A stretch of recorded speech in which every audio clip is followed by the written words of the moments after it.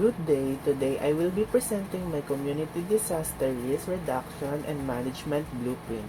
It is a plan designed to strengthen our community's preparedness, minimize risk, respond effectively to hazards, and ensure a fast recovery. Disaster, it is a serious disruption of the functioning of a community or a society at any scale due to hazardous events interacting with conditions of exposure, vulnerability, and capacity, leading to one or more of the following: human, material, economic, and environmental losses and impacts. For example, a massive earthquake that destroys homes and disrupts daily life is considered a disaster.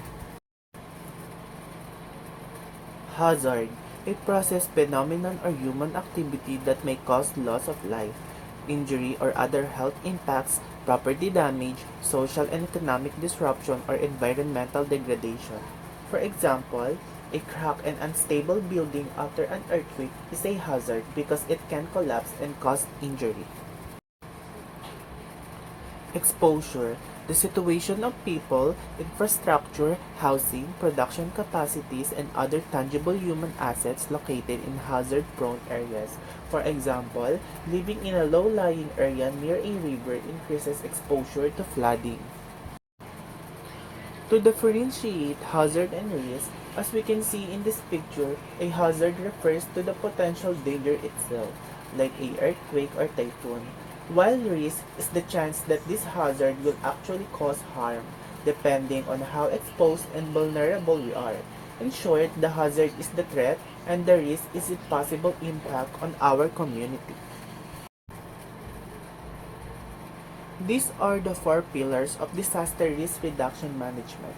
First, we have prevention and mitigation, which are the actions we take long before a hazard strikes to reduce or avoid its impact. Next is preparedness, which includes the measures we do just before the hazard makes landfall or hits, ensuring we are ready to respond. For response happens during the hazard itself, focusing on saving lives, providing immediate assistance, and minimizing damage. Lastly, rehabilitation and recovery take place after the hazard, helping the community rebuild, restore services, and return to normal life. Now let's move on to my community's hazard and vulnerability. Our location is Bacoor City, which is a coastal area in Cavite.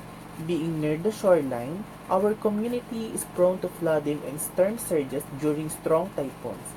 In addition, some areas experience heavy traffic congestion and narrow roads, which can delay evacuation and emergency response. These factors increase our vulnerability, meaning that when a hazard occurs, the potential impact on people, property, and livelihoods can become more severe. For this slide, I will be explaining the hazard present in my community, highlighting the threats we face and how they could affect the people, property, and livelihoods in our area. Here in Barangay Talabatu, Bacoor City, Cavite, a residential area was struck by fire last August 9, 2025.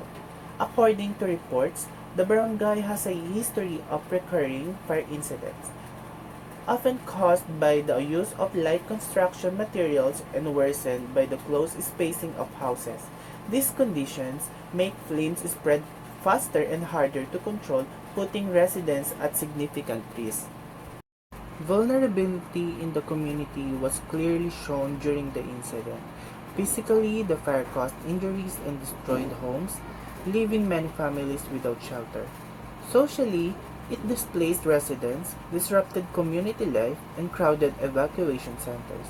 Economically, families lost possessions, daily income stopped, and rebuilding became a heavy burden. Environmentally, the fire left debris and hazardous waste that could harm air quality and water drainage.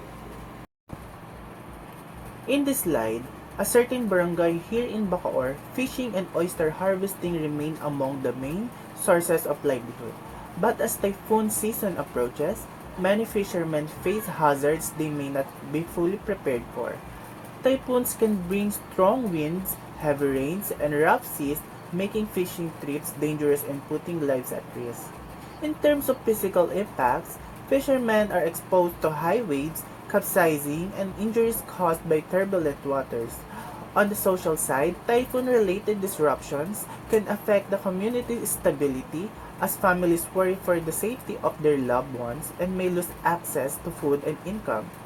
Economically, their loss to bad weather mean reduced catches and less income, which can affect household budgets and local markets. Environmentally, typhoons can damage oyster beds and disrupt the marine ecosystem, reducing future harvest potential.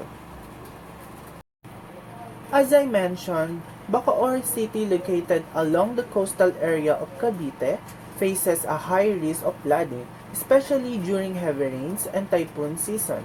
Its low ground and closeness to the bay make it vulnerable to storm surges and tidal flooding. Its gives impacts include water entering homes, damaging properties, and causing health risks from waterborne diseases. Socially, repeated flooding displaces families, disrupts schooling, and limits access to basic services. Economically, local businesses and fishermen lose income due interrupted operations, while repair costs weigh heavily on households.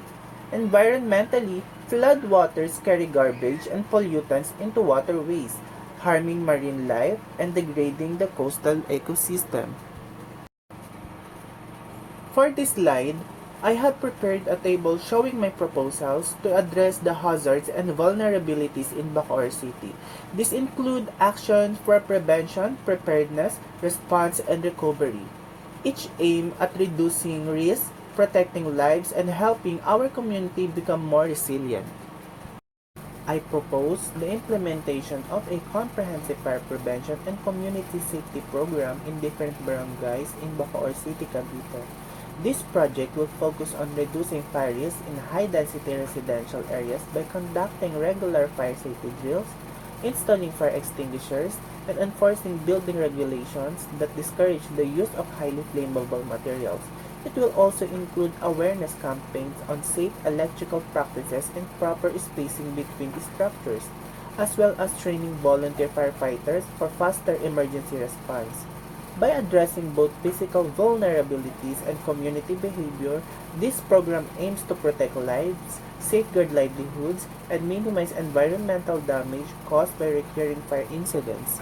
For the implementation of a community-based typhoon preparedness and livelihood protection program for coastal barangays in Bacoor, this project will combine hazard awareness, training for fishermen and oyster harvesters, the distribution of life vests and waterproof storage for catch and gear, and the installation of a simple early warning system using SMS alerts and barangay sirens.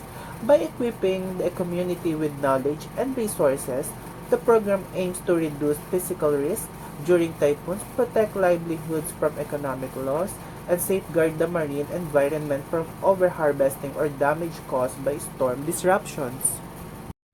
Lastly, for my proposal for implementation of an integrated coastal flood mitigation and community resilience program in Bacoor City, Cavite, this project will focus on reducing flood risk through the construction and maintenance of proper drainage systems, installation of flood barriers in vulnerable zones, and rehabilitation of mangroves to act as natural protection against storm surges. It will also include community-based flood preparedness training, early warning systems, and evacuation planning to ensure timely response during heavy rains or typhoons. By combining infrastructure improvements with environmental restoration and public awareness, the program aims to protect residents' physical safety, maintain social stability, minimize economic losses, and safeguard the coastal ecosystem for future generations. In today's world, staying informed can mean the difference between safety and danger during disasters. One important tool for disaster preparedness is the NOAA website. This platform provides real-time hazard maps, weather forecasts, and updates on threats like floods, landslides, and storm surges. It's easy to use. Just search your location and you'll see if you're in a high-risk area. We can also use our local online platforms such as the official Facebook page of our barangay or LGU. For quick updates and community alerts, by regularly checking both NOAA and local online platforms, My community can make informed decisions, prepare in advance, and reduce disaster impacts. These tools are free, accessible, and could greatly help us stay safe and ready. Preparedness saves lives. If we know the risks, use the right tools, and work together, we can face any disaster and come out stronger.